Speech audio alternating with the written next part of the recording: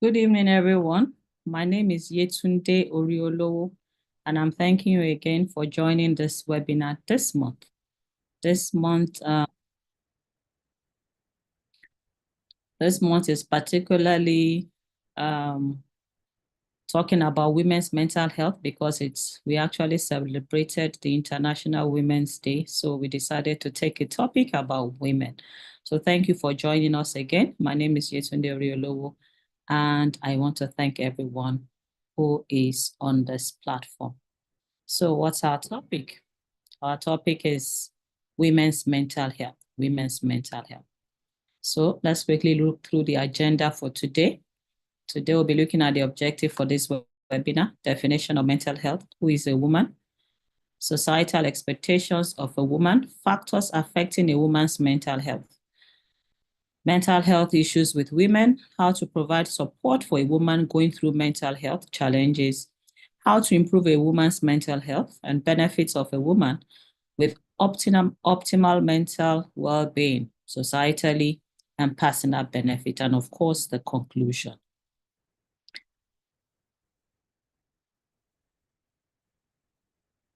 The objective of this webinar is to open our eyes to the societal expectation of a woman, the pressure it puts on her, the likely mental health issues it comes with, the detriment to the woman's health, and overall benefit to her, her family, her friends, and the society at large if her mental health is in a good space. So what is mental health? What is mental health? For those who have been on this platform the last 1 year, we already know what mental health is. So what is mental health?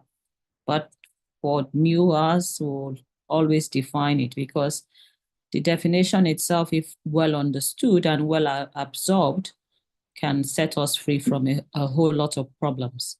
So mental health involves being in a state of emotional well-being, psychological well-being, and social wellness.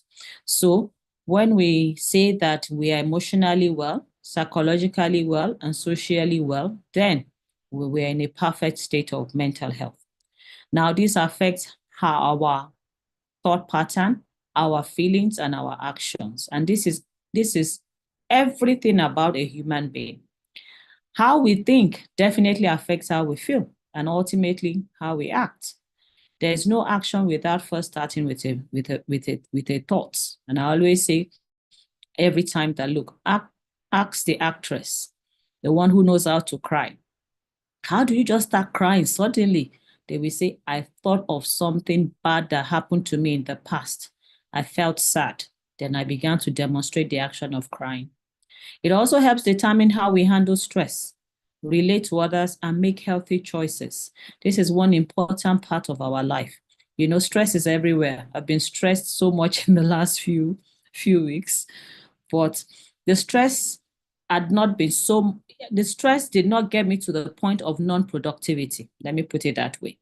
So stress in itself can be good. It's not all stress that is bad, because as long as you're still being fruitful and productive under stress, you can still manage it. But when it gets to the point where you can't handle that anymore, or you are not being able to be productive, then there's a problem. So it helps determine how we handle stress, relate to others, and make healthy choices. Now, lack of making healthy choices is one major problem today. People make wrong choices and cry, when the consequences of their choices come. And this is one thing and that's why I say, if we get this, it will set us free. That, you don't want negative consequences. What should you do? Make sure that you are making the right choices. Right choices will always bring about good consequences, which will not affect your mental health negatively. So to be in a healthy state, to be in a healthy mental state, our emotional, psychological, and social well-being must be taken care of, which includes but not limited to, of course, we've talked about how to handle stress, and I already talked about it, being able to cope and work productively and fruitfully under stress, relate to others, which is also another one. So when we talk about social well-being, let me talk a little bit about that. When we talk about social well-being, Social well-being has to do with interpersonal relationship with people. So you have to be able to relate with others. Lacking interpersonal relationship skills will affect your mental health because everything will not work well, you know. And if you start off as a young child, you're starting off in a family, you have to interrelate with your siblings, your parents, your domestic staff, everybody, right? Your aunts, your uncle. So you have to just have it. You have to learn to be able to do this work so that you can be in a good space. Otherwise, you always feel that people are getting on your nerves. If you grow up and you go to school, you always have to interrelate with people, your peers, your teachers, football team in the school. So you have to learn it. Otherwise, you'll feel left out. And once you feel left out, it gives you the feeling of, it lowers your self-esteem, which is not good for you. When you leave school, you begin to work. People. So it's a skill that you have to learn. It's a skill that you have to learn over a period of time. And of course, making healthy choices. So who is a woman? Today we are talking about women's mental health. So who is a woman? A woman is a female adult human being stereotyped by the society to function in particular roles within the family, community, and society. So you find out that the woman has been stereotyped in the society to do X, Y, Z, and we'll begin to look at that. So let's look at societal expectations of a woman. Now, a woman is within the society, children are within society, men are within society, but everybody has been stereotyped to do X, Y, Z. Let's look at the societal expectations of a woman. So you see that in our society, and this is our society in Africa, where we come from, women are likely, we tend to want women to be seen but not heard. And this in itself, it's a problem today. We see it everywhere. We see it politically. We see it in different organizations. We see it even spiritually. I was speaking with somebody recently and she said, oh, the kind of her church, which I have never heard of, right? Follow certain doctrines that says women should not serve at all within the church. And that's what they follow.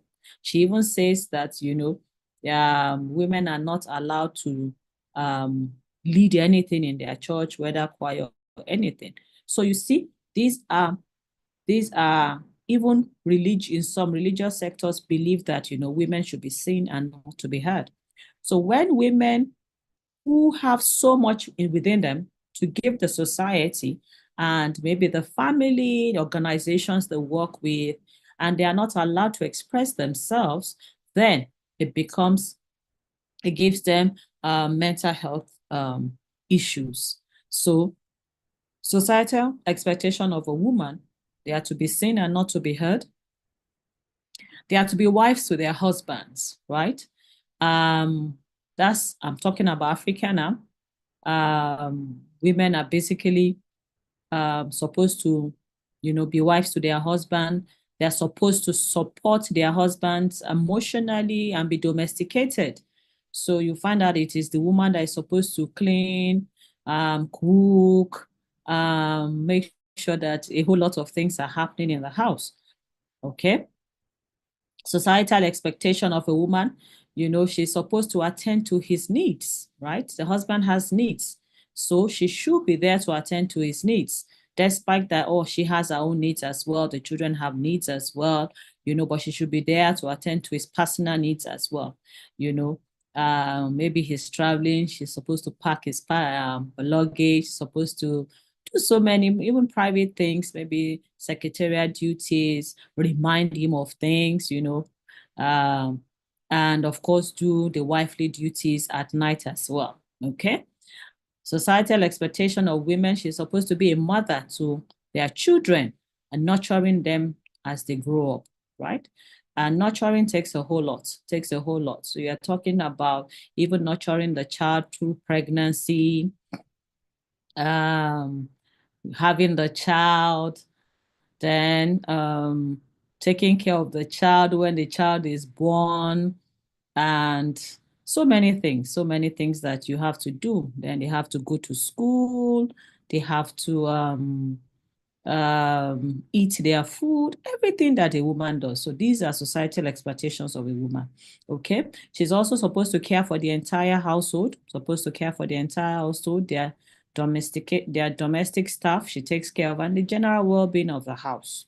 So these are things that the woman is supposed to do. Societal expectation of the woman continues. She's supposed to still have a career or business to run profitably. So this is what the society puts on the woman.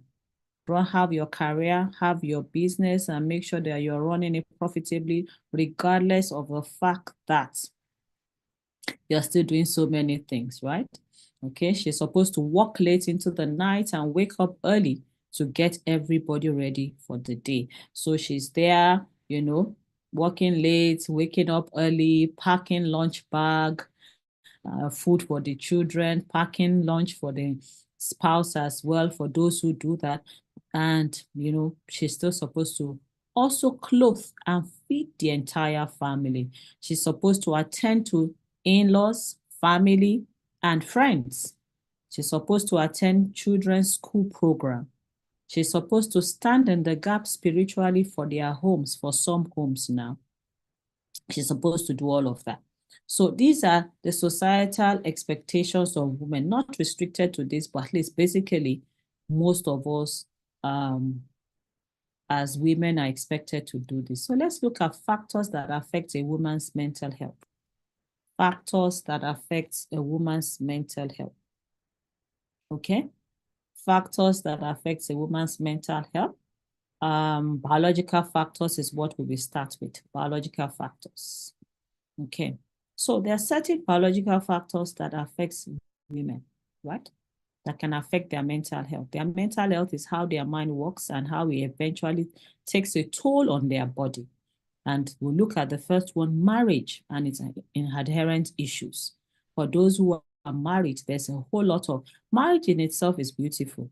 But if you don't understand yourselves before you go into it, then it can be a problem, right? And the issues attended to it are numerous. For some people, it is in-laws, third party, right? Or even friends. It doesn't have to be in-laws, just let's say third party generally. It can be friends or family members that can bring about issues. So marriage and it's all that is attached to it. Okay. So for some other women, it's lack of marriage that breaks them down, that breaks their mental health down, right? Lack of marriage bringing anxiety when age is ripe and clock ticking. So you are going to your maybe early 30s, mid 30s, late 30s, your marriageable age, and you are still not married. That in itself has a toll that it takes on people, And you begin to wonder what's happening. So anxiety is, in fact, once you begin to hit certain age, anxiety will set in. Hey, I'm this age, oh, what's going to happen? When will I, how should all of this be? So that in itself, it's a problem.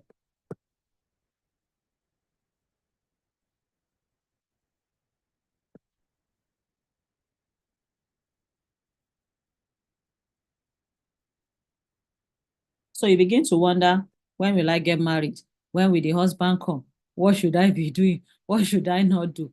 That itself, bring back anxiety and you begin to wonder. Okay. So another issue under biological factors are childbearing and what comes with it. Childbearing and what comes with it. For those people who have talked about it, some people pregnancy is easy. For some people, pregnancy is not easy. So these are the issues. For some people, they've had one child and tell them, oh, you need to have another one. They say, God forbid. And I'm like, only one child. What's God forbidding about it? And they tell you about the traumas that when they think about it, it gives them trauma because of what they went through in their very first. So that in itself can be a problem, a mental health problem for people. Hormonal fluctuation during pregnancy is another one. If you are not a woman, you can never know what happens to women, during pregnancy. There's a whole lot of hormonal. Women go through this fluctuation, in fact, almost all their life. Pregnancy is another one. Menstrual period is another one. When you are getting to the age of menopause is another one. So you have all these hormonal fluctuations that we don't even talk about. I can't even talk about it enough. And the funny thing about it is that we just suck it in because the society teaches us to suck it in. And we don't even explain this hormonal fluctuation and changes to our husbands or our partners so that sometimes they tend to know. If you are a very observant man, you are very you're looking into I won't want to say you care about if you are very observant, you can notice that a pattern in your woman, maybe every same time in a month, her moods are not just off, she's highly irritable and all of that. Can be that that's a period at that time all through that time. So these are things that happens when we have hormonal fluctuation going on in our body. Postpartum depression is also another one. There are people who immediately after giving birth, right? They go into depression. In fact, some cultures call it a particular name, and it's like, temporary madness after childbirth. Then we also have menopausal issues and greatly affect a woman's mood and their mental health. When a woman is menopausal, a whole lot goes off in her body and people don't even talk about it. We only talk about maybe hot flashes. You just see that unnecessarily you are hot. The same time you're hot, you can be cold. You are highly irritable. Your moods are off. All kinds of things happen to you at that time. People who don't know, we wonder, why is that so? Okay. So another thing that we can find under biological factors that affect women's mental health is infertility and lack of children. That's also another big one. People who have married and have not been able to bear children. Oh, it's a whole lot of challenge that they face, and it affects them so much that some of them don't even want to go out, because they feel ashamed.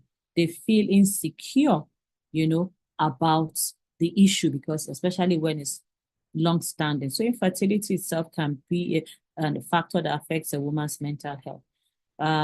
Caring for children and the fear of the unknown can also be a factor that affects a woman's mental health. When you have to care for the child or probably leave the child to someone when you want to go somewhere, you are not sure. I've had a case of somebody left their child and they had a gush here. And so every time she wants to go, the issue is we don't know how these things affect us, In your mind, you think, what if it happens again? That's trauma right there and there. So, or sometimes even the children are okay, they are gone to school, you are not there in school with them, and you are constantly afraid. Anxiety can be so high, palpitation for some people, until you relax and say, you know what, I need to release those children to go. Okay, so we've talked about biological factors. Let's talk about cultural factors now. The expectation of our society and gender roles can place undue pressure on women, which brings about stress and mental health issues.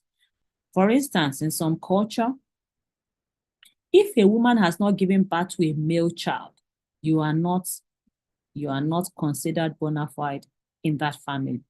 You have to do and have, some culture is so strong because they will say, oh, you just use one part of your body to sit down. You haven't sat well. Why? Because you don't have a male child. And if you come from that cultural sector, it's a whole lot of pressure on you, takes a toll on you. For every time you get pregnant, maybe you are planned, I'm going to have just 2-3 children. And because you don't have a boy child, what happens? You go on again. You try and you keep trying and trying. For every time you now try, anxiety is at play. Every time you try, anxiety is at play. Will this child be? Will this child be? Some people will say, I don't want to do scan. I'm afraid I just don't even want to see what is coming off it. Some will say, I want to do scan. From the day you know that it's still not a boy, then you are unhappy. sadness, and you're not even expecting the child. And that's not good enough. Okay. Another factor that can affect a woman's mental health is trauma and abuse. Trauma and abuse. And this is big when we talk about especially relationship. Trauma abuse is not only in love relationship, even abuse is in all kinds of form. On the workplace, there's abuse, Some of it is not even mentioned, it's implied but not expressed. So we see it all the time. So we talk about domestic abuse. We've seen women who have been married. Yes, we know that when we talk about domestic violence, there are triggers and responses to triggers, fine. But, it doesn't take away the fact that there's a domestic violence at play. When there's domestic violence, the woman's mental health is affected largely. And it's not even only not because we're talking about a woman now. I'll give you an example that doesn't have to be a woman. Anytime there's domestic violence, there's trauma. You cannot take that away. If you see a child that is beaten all the time, when the child does something and you are moving close to the child will be doing like this, And that's how social workers find out abroad that you've been violent with your children. If you are there and you are saying something and you do like this and the child does like this, they know that you've been hitting that child. So for every time that there's a heated argument, the woman is thinking, am I going to be beaten? So maybe she begins to back off or anything. And we've not even talked about the physical part on her body. I know somebody that over the years, she had brain tumor. This was in America. And after looking at where, she eventually was able to trace it down to, not that it doesn't happen, happens regularly as well too, she traced it down to her previous marriage where she says her spouse was always hitting her head, and maybe it was from there. So domestic violence can be a factor for a woman's mental health. Sexual abuse is also another one. I don't want to stress that. It's everywhere, in the universities or workplace. Some people even say at home under marriage, yeah, even though that is contendable, how do you want to talk about that? So sexual abuse is also another one. Sexual abuse, the one that is the worst, or for me, is for children. When you've been sexually molested as a child, it affects you all through your life, right? In fact, some people take it into marriage, and so they are closed up because of what they went through. So the flashbacks, it brings back horrible, moments to them, and it affects their mental health completely. Verbal abuse is also another one, very bad as well. The bad thing about verbal abuse is you always will hear the person's voice in your head. So when couple, for instance, fight and they separate and they are good, somehow especially you hear those words, even now you're cool, and suddenly you just feel bad about that person. Remember we said when we're talking about mental health that, the trend of it is thoughts, feelings, and action. So the thoughts come, you think about it, you feel bad towards that person, and you just find yourself pulling away from that person. So verbal abuse is not good at all. Emotional abuse is also another one. This one, it's not, women don't like this at all, and it's big on women. So you are available for a woman physically, but you are absent emotionally. You are available for her financially, but you are absent emotionally. This is big. And sometimes men don't even take note of this. Childhood trauma from the past, we've talked about it when I was talking about sexual abuse as well.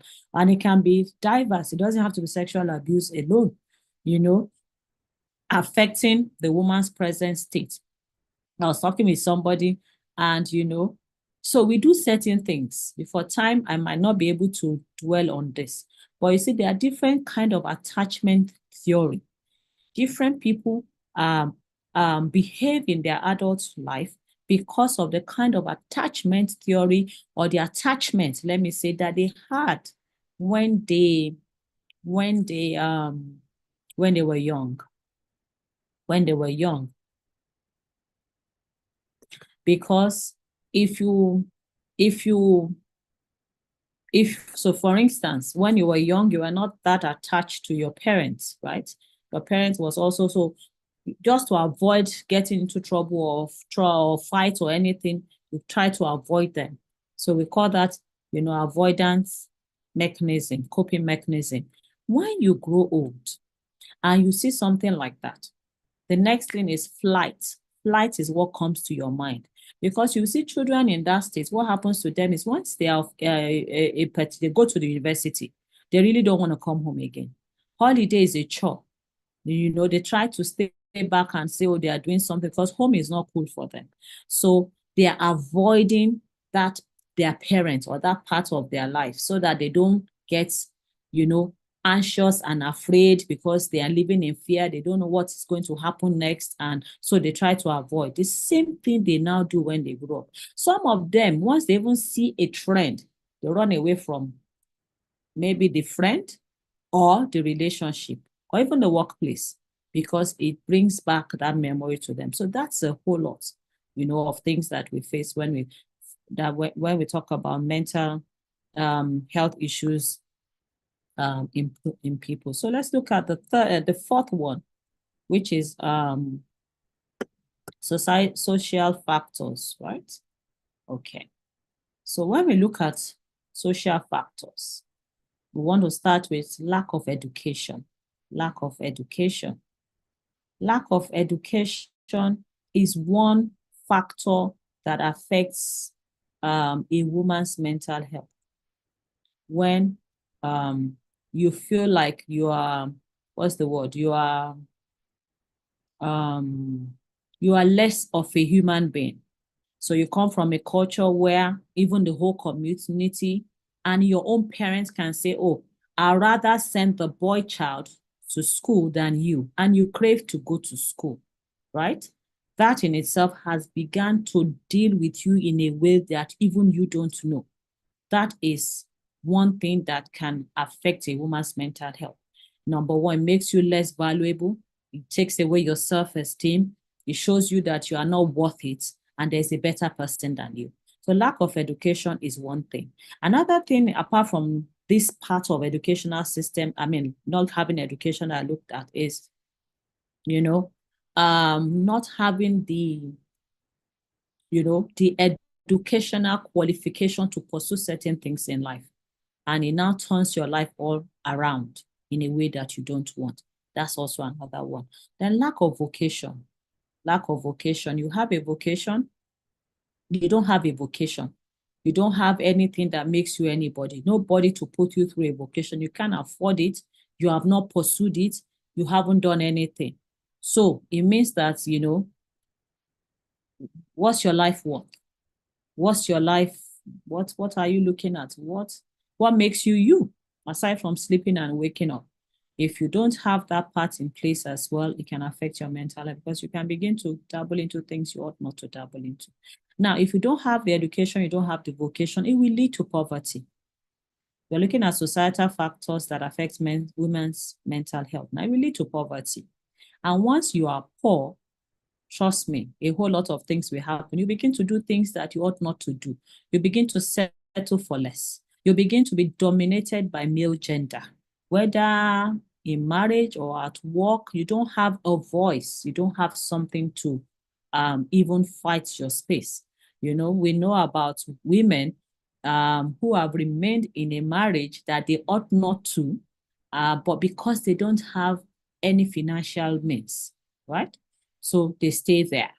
They are battered, they are beaten, they are more like slaves, but they remain because there's nothing, they can't afford there's no life to them outside of there, right? Okay, so we say lack of vocation, lack of education leads to poverty and probably being dominated by male gender.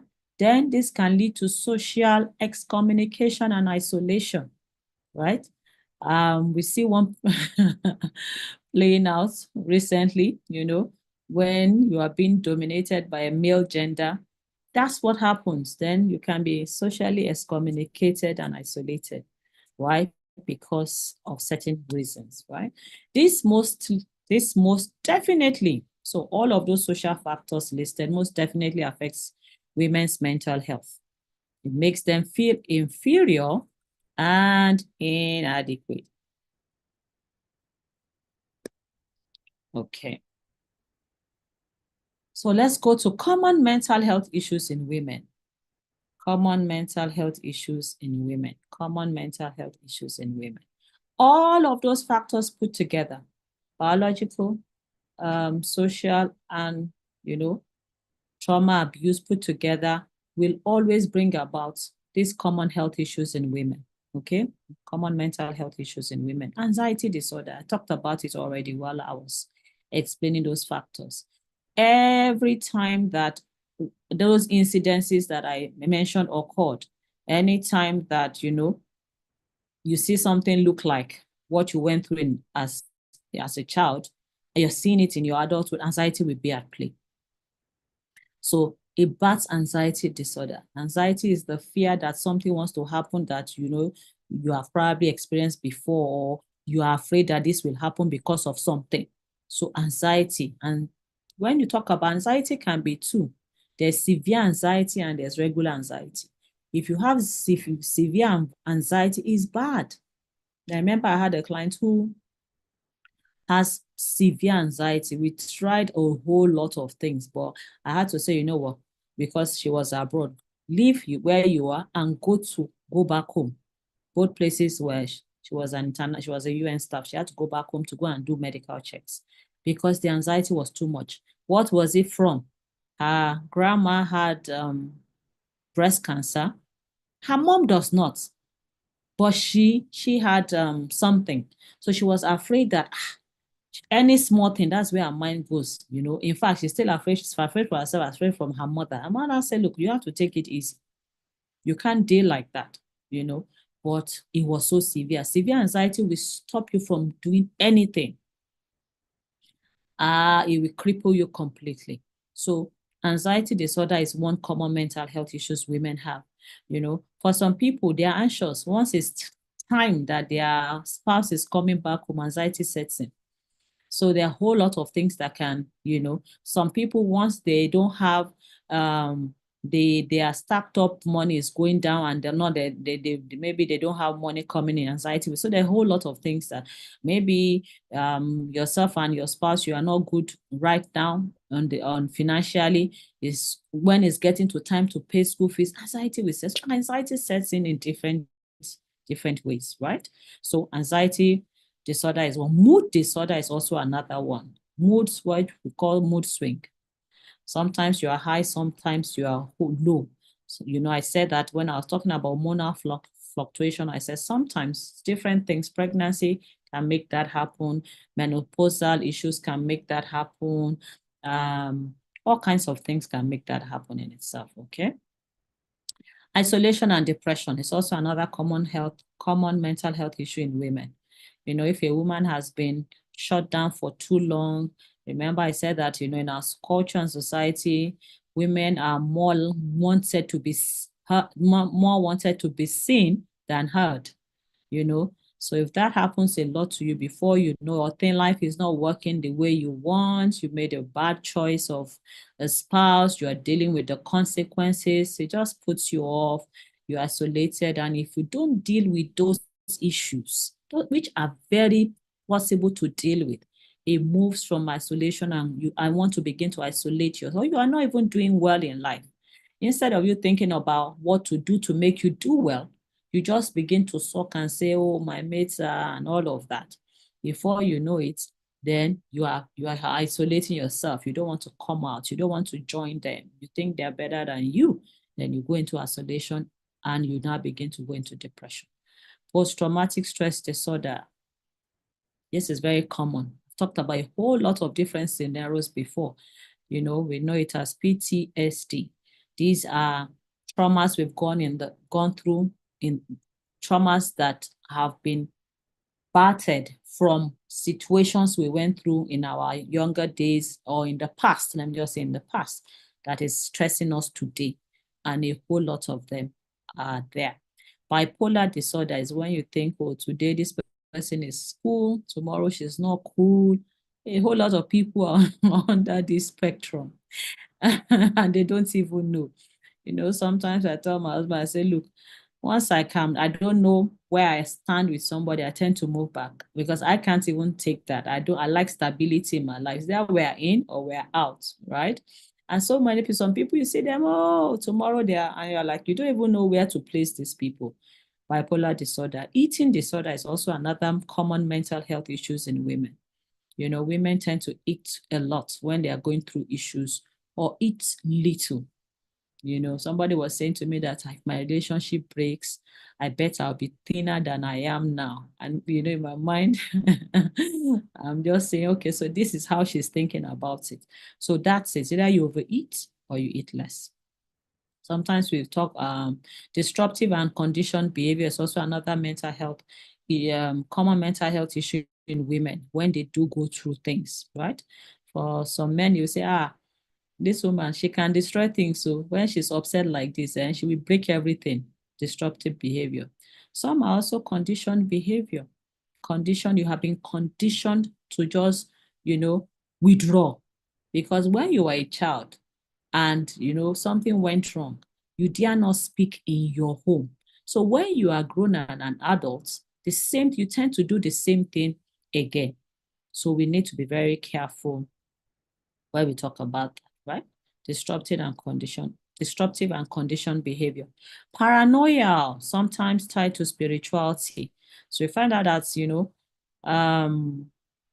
women are a bit paranoid, don't put it don't them know what this is. This person is this, that person is that, this is this, paranoia.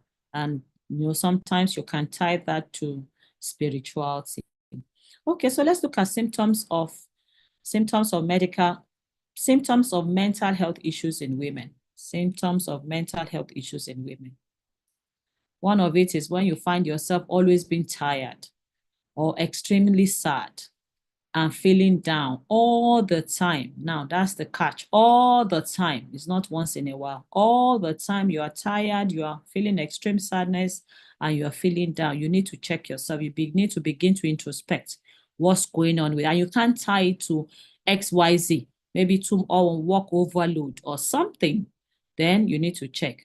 Another one is crying at any instance. And I know a couple of people like that. I had to speak with them that, look, you're overloaded. You need to shed. You need to unburden. At any instance, they cry. If you just say, how are you? They are crying. How was your day? They are crying. Is there a problem? They are crying.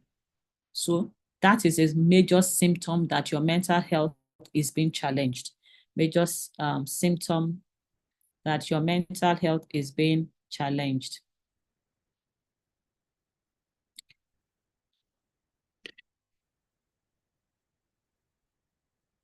Okay. Mood swing. Mood swings, very high or very low, is also another one. You have to be very careful about what's happening with you. What's happening with you that can affect your mood, Otherwise, you'll find out that it is high and it is low. And you're good today, you're bad tomorrow. So you need to be very careful about, but you find out that if you find out that that is happening to you, you need to begin to question yourself. What are those things that are happening to me that was low? And what were those things happening to me that made me go low? And what are those things happening to me that I was high? So that you begin to take note of them, avoid some things, and probably continue in some things. Another symptoms will be withdrawal from friends. Family, work, and activities. When you find out that, you are beginning to withdraw from people, your friends, oh, let's hang out, I don't want to. Let's go out, I don't want to. Let's go for spa, no. Let's go for this, no. Then you have to be very careful that, be sure that you are okay at this point, right? So withdrawal from friends, you need to be careful. Withdrawal from family, you need to be careful. Remember that in the beginning, we said that, to be socially well is one major very major part of mental wellness. Anyone that will be have good mental health will be one person who is doing well in their social life. So you can't throw away family, throw away friends, avoid activities and work. Work, you also meet people there, interpersonal relationships. So it's very important that we know that as well. So you find that you are demonstrating the symptoms of withdrawal from friends, family, work, and activities that you love, then check yourself. Lack of focus and confused thoughts of mind. You also have to be, you know, mindful that you are able to focus. Once you find out that you are not able to focus again, you are confused in your thoughts, then you also need to check yourself. What's going on with me? These are all symptoms of mental health issues in women. If, for example, you take a book, normally if you take a book and say, I want to read, the book will take you 1 week to read. That book, you've been holding it 1 month, you can't even finish it. You roll into 2 months, you can't even finish it. Then you need to check that everything is well. That means you are lacking focus. Something is definitely wrong somewhere, right? Feeling of guilt is also another symptom of mental health issues. Guilt, fear, and excessive worry. Some people can worry die. They are worried about everything, worried about what they can handle, worried about even the things they cannot handle. Why worry about the ones you can't handle? They worry, they're afraid of the future, they're afraid of, things because something had gone wrong yesterday. Doesn't mean it will go wrong today, but you're always fearful, and once you are fearful, anxiety is there, fear is there. You are not even enjoying your present because of your tomorrow. The tomorrow that has not come has stopped you from enjoying today. So these are the symptoms that you always will exhibit, when we have mental health issues. Then guilt. Guilt is another one. Guilt over the things that wasn't even you that caused it. These are things. So you ascribed it to yourself because of something that is happening. Since and all of this is at play. Suicide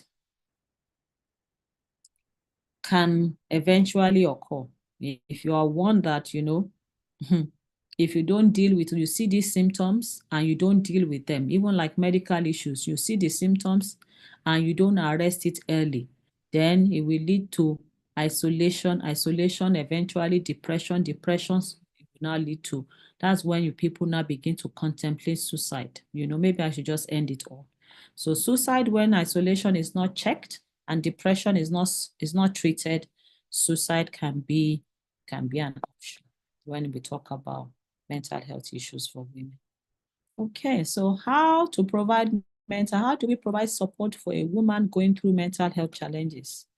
How do we provide support for a woman going through mental health challenges? Number one, provide a listening ear. Listen to what she's saying and what she's implying. Women talk. And when you don't allow the woman to talk, she begins to bottle things up. And what does it mean to bottle things up? I always say, you have a bottle of champagne that is corked. Immediately you release the cork, what happens? Ooh, that's what is called bottling up. Bottling up is you put things, you bottle it, and by the time you remove the cork, it will erupt. So provide a listening ear to support her. Listen to what she's saying. Don't shut her down to the point that she's not talking anymore, right? Listen to what she's saying and listen to what she's implying. Sometimes a woman does not say everything, she implies it. She shows you something, and I say, oh, this is nice. So, but she's not saying anything. Take a cue from it and sort her out. Be sure what she's saying is what you are hearing. Sometimes what a woman is saying is not what the husband or the spouse is hearing. Make sure that what she's saying is what you are hearing. If possible, if you are close, paraphrase and give it to her. Is this what you are saying, or is this what you want, or do you want it, or surprise, or something? Be sure what she's saying is what you are hearing. Sometimes what she's saying is not what you are hearing. And this will always cause a problem in the family. Okay, make her problem your problem. Be there for her. Don't assume she's strong. Most men tend to say, even women too, because our society has stereotyped us to be strong. We like to show that strong thing. Don't assume that she's strong. If we have men on this platform, don't assume that the woman is strong. Make her problem your problem. Whatever it is that's an issue, please sort her out. Okay? Be on top of the issue. Check in with her on the issue. Oh, this thing, have you sorted it out? Is this sorted? I sent somebody. Have they done what you want to be done? Be kind towards her in deeds and in words, especially when she's going through this. And if possible, change her location, go on a vacation or just take time off. These are ways that we can help support a woman who has mental health challenges. Okay, let's look at how to improve a woman's mental health. Number one, social well-being. Social well-being. We come back to social well-being again. Remember, we started off with social well-being as one major part of mental health, the definition of mental health, right? So, number one, social well-being is a big part of mental health wellness. Let's always connect with other people. Connecting with other people is very big, right? Having good relationships are very crucial to a woman's mental health. Relationships are very good, especially when they are good.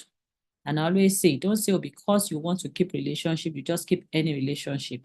I will always say that also, test the waters before you go in so that you don't get hot easily. So, have this relationship from afar, not from afar, but afar, close, far. So that if it's not something you like, you can easily quickly retrace your step instead of throwing yourself in it, and how to get out is a problem. But it's very important that we connect with people. And that's what the world has come to know. And somebody back. And so many people have modified this idea. On social media, you're connecting with people. And all kinds of platform about connecting with people. Life is all about connecting with people. And that's social wellness. Even though you have to have, set boundaries where connecting with people, especially those who you don't know, is affecting you.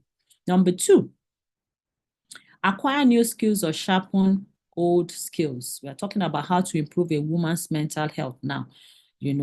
Acquire new skills or sharpen old skills. Learn a trade or vocation. Enroll back to school if you have to. You'll find out that, using your new skills, sharpening your old skills and using it, acquiring new skills or vocation or trade, or going back to school has one thing tied to them. All of this help you to mingle and connect with other people. So when you are doing all of this, what are you doing? You are definitely going to be connecting with other people, which is one big part of social wellness under mental health. You can also have a support system in place. This is very good. Everybody needs a support system. Somebody who will be your go-to in any situation.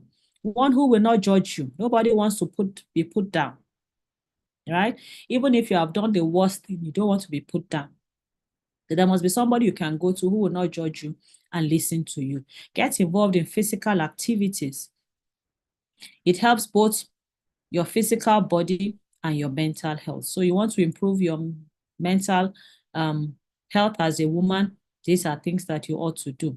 You can exercise, you can walk, you can dance, you can ride bicycle, swim, or, get into football, squash, tennis, do something.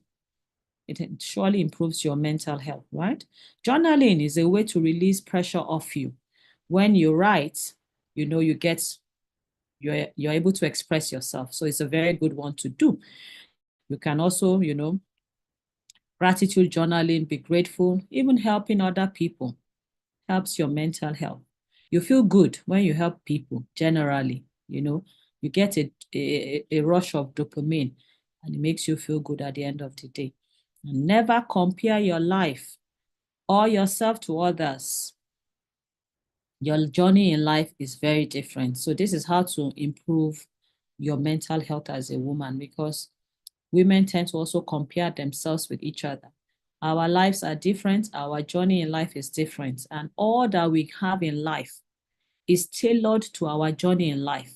The things that we have, that we are blessed with, is tailored to our journey in life.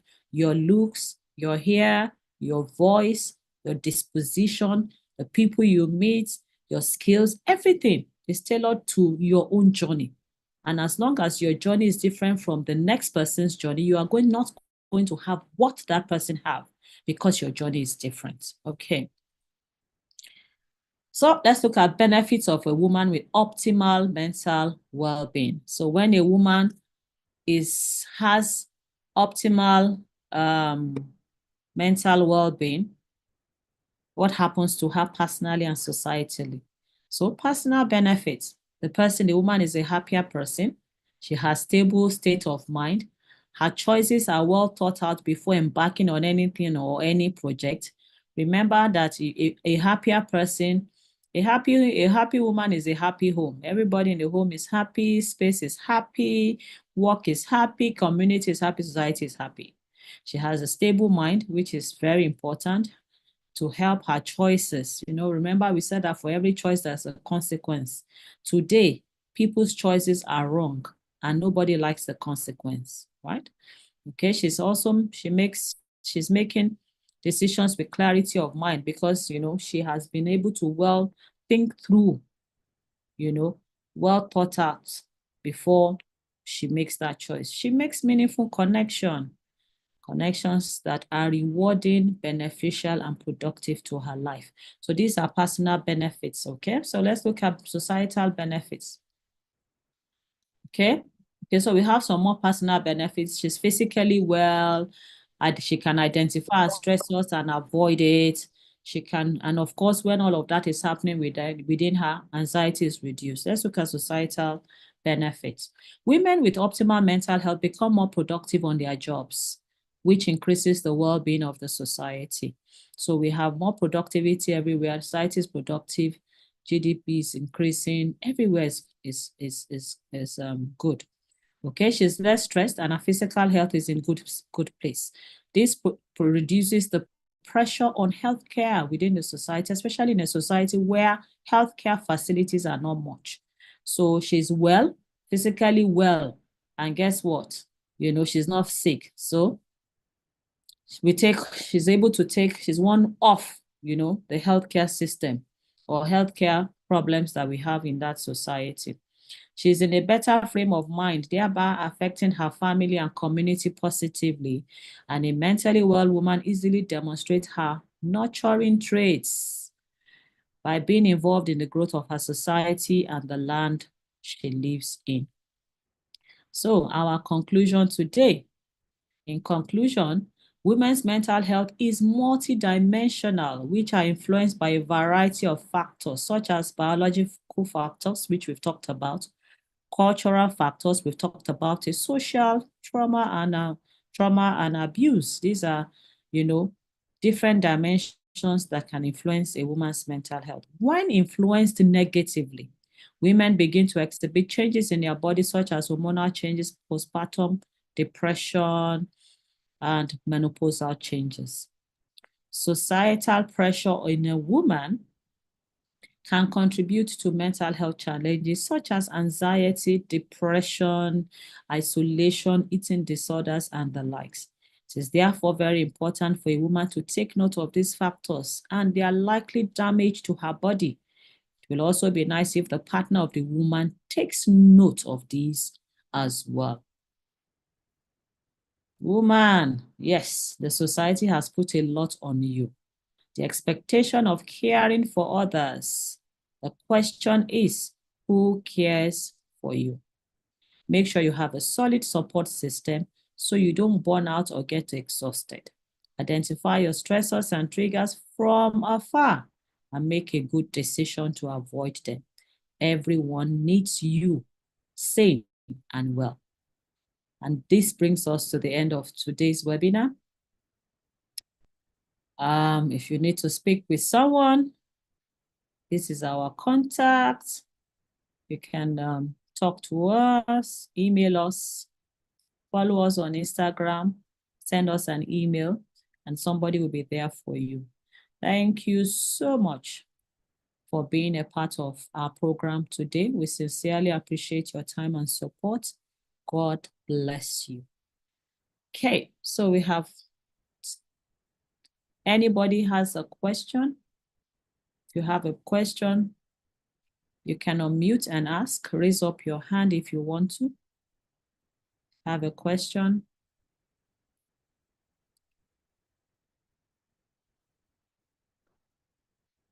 If you have a question, can you please raise up your hand or just basically unmute?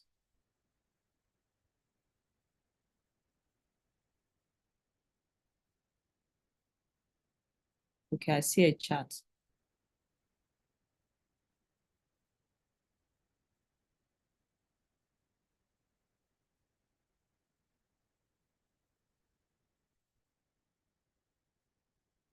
Okay, you're most welcome. Thank you, thank you, thank you. Okay, no questions. Women, no questions. Okay. So if we have no questions, then, okay, I see another chat. Okay, I see a hand. How does mental health affect menopause? Okay, I'll take that, then I'll take missing Chem. Okay. Menopause. Menopause in women is big. When we talk about menopause, a whole lot of things have happened. There's hormonal fluctuation in a woman, hormonal fluctuation in a woman, you know, because you are going from having certain, maybe from regular estrogen to depleted estrogen. And so all of these things affect your body. So you find out that, you know, you get easily irritated, you know, mood swings are setting in place. You can't even, sometimes you can't explain what's going on within you. Hot flashes, you are hot, you are cold, vaginal dryness, all of these things are things that go on in your body. Sometimes your spouse is wondering, what's wrong with you? You know, normal things that you do, maybe intimacy, you are shying away from it. These are things that happen to women during. Why? Because of the hormonal fluctuation. By the time the hormones are well settled, you now find out that then sometimes you're able to function better. But until you're totally out of it completely. You know, and some of it you don't get it back. You don't get your juice back. So you have to be coasting along throughout life with it. So these are basic things. And when you do that, irritability, you are not in your best performance, you know, you are irritable, you are not happy, you are hot, you are cold, you are, you know, these are things that are not good. It affects your, sometimes you are going to a place and it can set you on anxiety. It can be as you are going to your office, is very cold and you don't want it, or it's very, you're going to somewhere it's going to be very hot, you don't want it. So all of those things affect you. Okay, so that's just a bit of it. Okay, Miss Nkem, please, can you take? Yes. My question is, when you spoke about people being, they are not able to enjoy the present because of what they are thinking about future, or maybe what has happened in the past. I've had someone that I know. I'm like, why can't you forget about, being worried about whatever it is? The person is like helpless, like, I wish I could. You think is within me. It's like I saw a state of helplessness or hopelessness. It's like, I know I'm in that state, but do you think I like being in it? I can't help myself. I don't know whether you can throw light on it.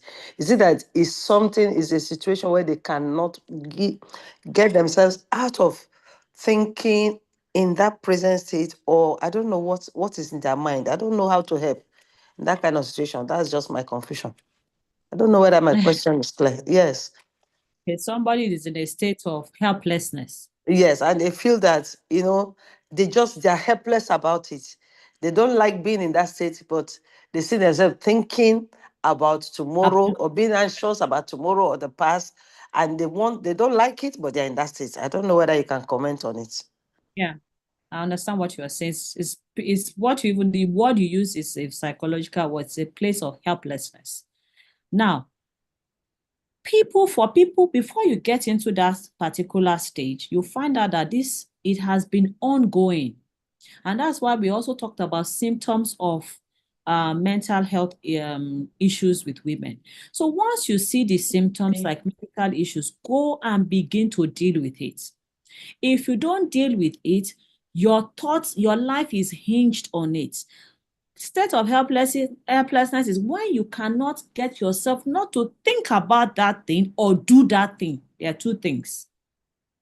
So it doesn't just happen, it's over time. So if it's like a thought, you'll be thinking about it on small until you are neck deep in it. If it is an act, like some people are hooked on pornography, for instance, you've been doing it small until you now get yourself all your life before you. Don't forget that anything you do overly and overly, you get, for you to go back there, you are getting a rush of something. It's just that we can't see it with our naked eyes. Do you know that even just this phone that you go to social media, you are scrolling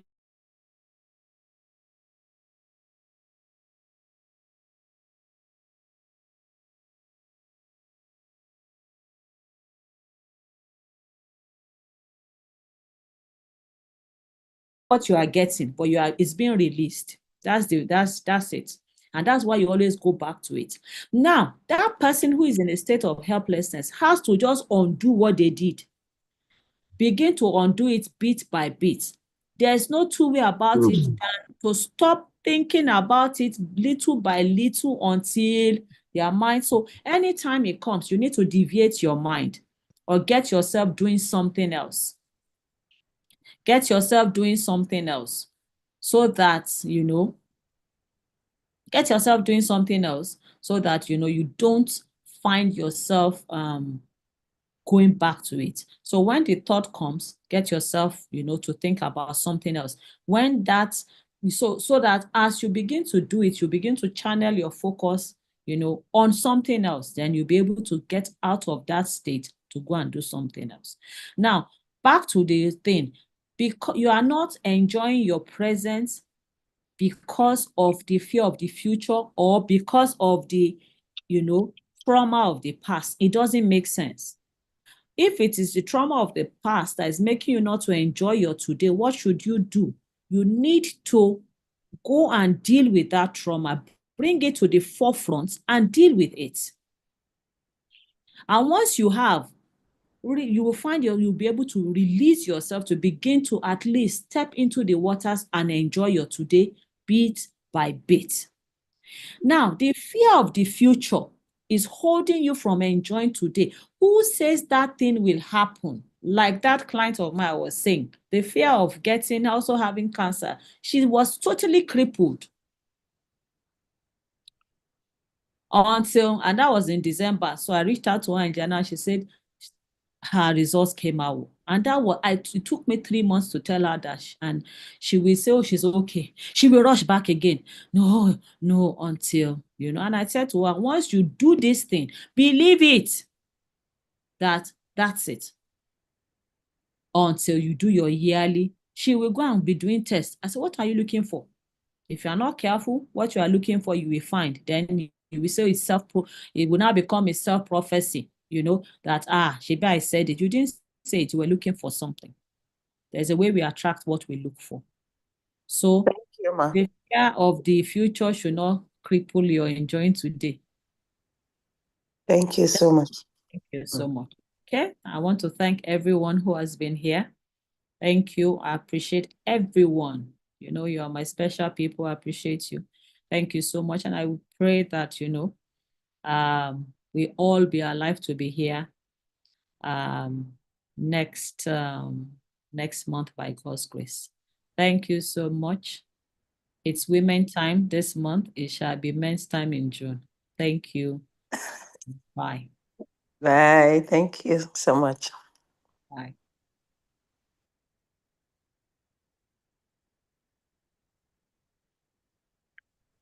Bye. Bye, Ma.